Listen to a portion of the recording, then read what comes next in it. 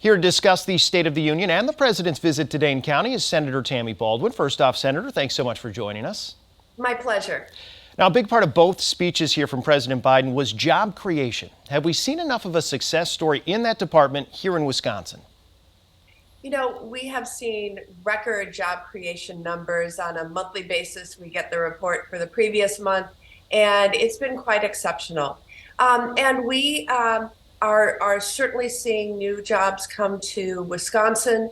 We're benefiting as a state that makes things. We all know that about Wisconsin. We're a big manufacturing state, and a lot of the job creation focus is on bringing jobs back that have gone offshore in previous decades, so that our supply chains both begin and end in the United States of America. Let's make it in America, as you know, is one of my mantras. But we're also seeing the recognition that these are not the jobs of yesteryear, and people need the skills and training. And that's why President Biden chose to hold his event at the Laborers Hall in DeForest to really focus on the opportunities to upskill our labor force, to get to land jobs in these high-paying career paths.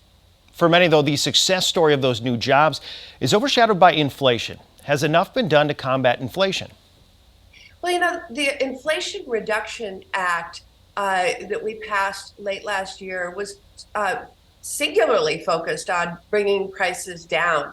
And I was able to celebrate with my guest at the State of the Union address, David Hovde from Appleton, who's now on Medicare, and his insulin costs are capped at $35 a month. That is an example of something delivered by the Inflation Reduction Act.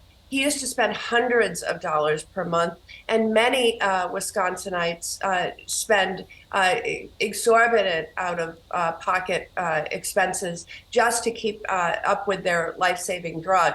And there are many other examples in the Inflation Reduction Act where prices have gone down. For seniors, vaccines, most vaccines are now free of charge, no copay, no deductible. And Medicare is beginning to negotiate with the huge pharmaceutical companies so that we can bring those prices down too. But there are things, you know, at the grocery store that are still quite high. We've seen gas prices come down from their previous highs, and we have to keep on working, whether it has to do with the cost of eggs and the impact from the avian flu.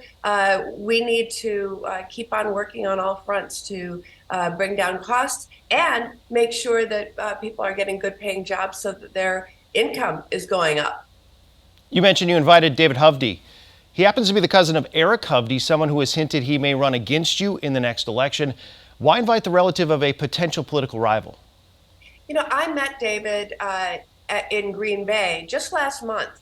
We were actually having a roundtable on the ways in which the Inflation Reduction Act had brought down costs for folks in numerous areas. There was a wonderful guest who talked about the fact that she could now get her vaccines for free. David was there to tell his personal story about having type 2 diabetes and how all has changed for him now that he's on Medicare. He just turned 65 and is getting his insulin prices capped at $35. He was a perfect person to come when we knew the president was going to be highlighting these landmark accomplishments. Another topic for the president this week has been bipartisanship. We know there's a standoff right now with the debt ceiling. Is there room for compromise here? You know, there's not room for compromise on the debt ceiling. America pays its bills, period. And that's what the House of Representatives needs to do. They need to address the debt ceiling. And the consequences of not doing so, the consequences of brinksmanship in this regard, is a lot of pain for the people of Wisconsin, the people of America. So that needs to be done. But there's so much room for discussion, compromise, when we turn to the budget and when we return to our appropriations bills. That's the appropriate place for the discussions that need to happen on an annual basis as we put our nation's budget together. All right, you recently visited the southern border in Texas and then issued a statement calling on greater border security. Do you see this as a growing problem? So I see the consequences in Wisconsin of failures in border security.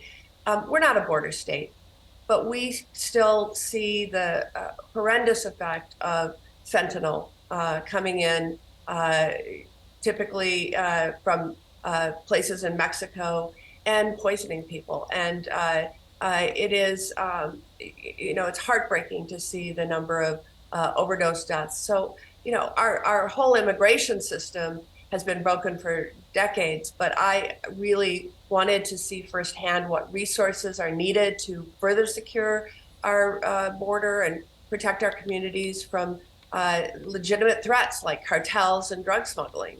And we need to fix our broken immigration system, but also need to make sure that the folks at the border have the tools they need to interdict drugs.